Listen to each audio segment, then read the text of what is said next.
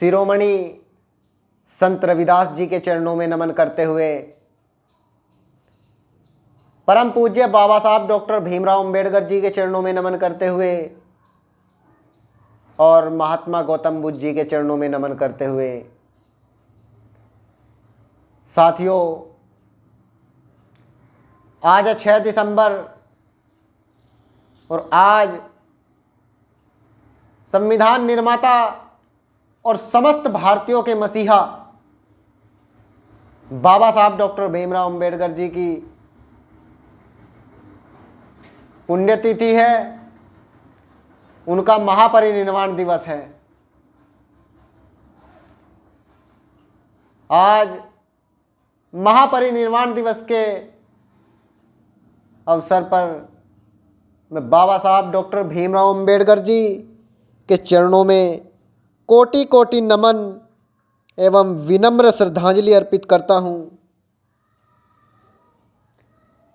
बाबा साहब डॉक्टर भीमराव अंबेडकर जी वो मनीषी थे, वो ताकत थे जिन्होंने भारतीय नागरिकों को वे मूलभूत विधाएं दी।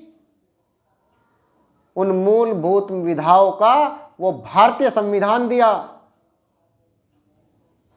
जिससे राष्ट्र और समाज को संचालन करने के लिए अत्यंत महत्वपूर्ण है। राष्ट्र और समाज को चलाने के लिए जिन मूलभूत विधाओं की आवश्यकता है वो बाबा साहब डॉक्टर भीमराव अंबेडकर जी ने हमें दी। ऐसे महापुरुषों का स्मरण और उनका अतुलनीय योगदान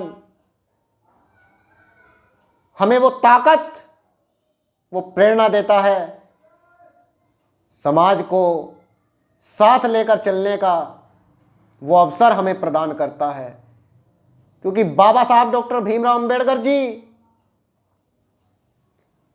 जिन्होंने भविष्य भारत का देखा और समाज को एकता के सूत्र में पिरोने की दिशा में काम किया। साथियों, बाबा साहब डॉक्टर भीमराव अंबेडकर जी ने 3 सूत्र दिए थे, 3 मंत्र दिए थे कि शिक्षित बनो, संगठित रहो, संघर्ष करो। साथियों, हमें सबसे पहले शिक्षित होना है, क्योंकि जब हम शिक्षित हो जाएंगे तो हम अपने मूलभूत अधिकारों को जानने लगेंगे, और जब आप जानने लगोगे तो फिर आपका शोषण नहीं होगा। और दूसरा मंत्र उन्होंने दिया कि संगठित रहो। जब आप शिक्षित हो जाओगे तो आप संगठित रहोगे, क्योंकि संगठन में ही शक्ति है। और तीसरा मंत्र था मानवता के हित में संघर्ष करो। मैं मानता हूं कि जब हम शिक्षित हो जाएंगे और संगठित हो जाएंगे तो शायद संघर्ष करने की आवश्यकता नहीं पड़ेगी। जितने मेरे मिशनरी साथी हैं, मेरे भारतीय समाज के नागरिक मेरी वाणी को सुन रहे हैं, वे मुझे बता दें कमेंट बॉक्स में कि क्या मैं सत्य कह रहा हूं। क्योंकि जब व्यक्ति शिक्षित हो जाता है और संगठित हो जाता है तो फिर संघर्ष करने की आवश्यकता नहीं पड़ती। साथियों, आज पुनः एक बार फिर मैं बाबा साहब डॉक्टर भीमराव अंबेडकर जी के चरणों में नमन करते हुए उनके महापरिनिर्वाण दिवस पर हृदय की गहराइयों से श्रद्धांजलि अर्पित करता हूं, उनको नमन करता हूं, जिन्होंने आज मुझे इस सोशल मीडिया के प्लेटफॉर्म से बोलने का एक फंडामेंटल राइट आर्टिकल 19 के अंतर्गत दिया।